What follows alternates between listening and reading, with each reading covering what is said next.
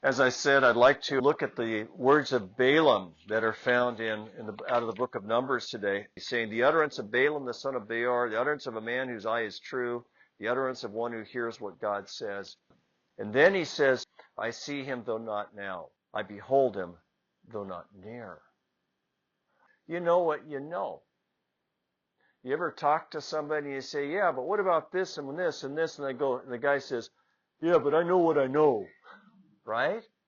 So you know what you know, and that's Balaam's assurance.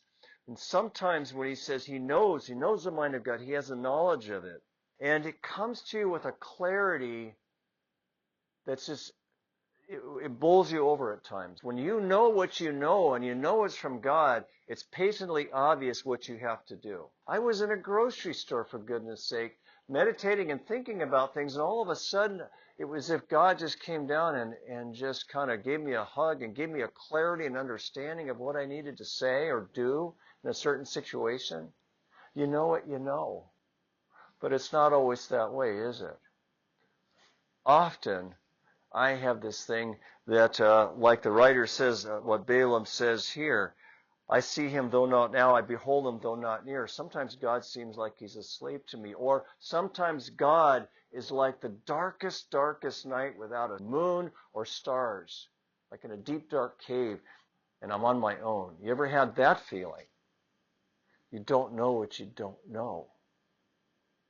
And it can be a very scary place to be when you do not have the answers and you can't figure it out. And everything seems, as a psalmist says, all your friends are far away from you.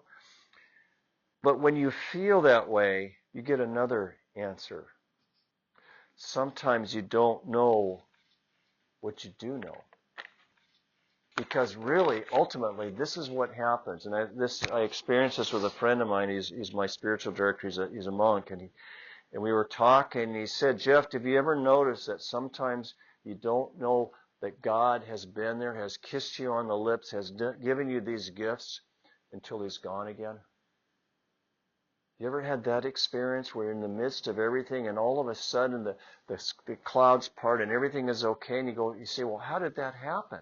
It's because sometimes you don't know what you do know, and God is going to come to you in the darkest times.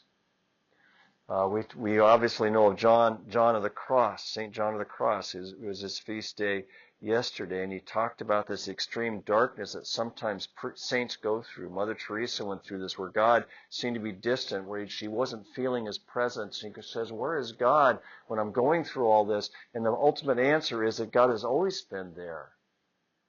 Psalm 1 is a verse out of Psalm 81 I wanted to share with you. And this is that God who says, you know more than you think you do. I hear a voice I had not known saying, I relieved your shoulder of the burden. In distress you called, and I rescued you. That's the God that's there that you don't know. That's the unknown God that the Lord wants you to hear about this morning.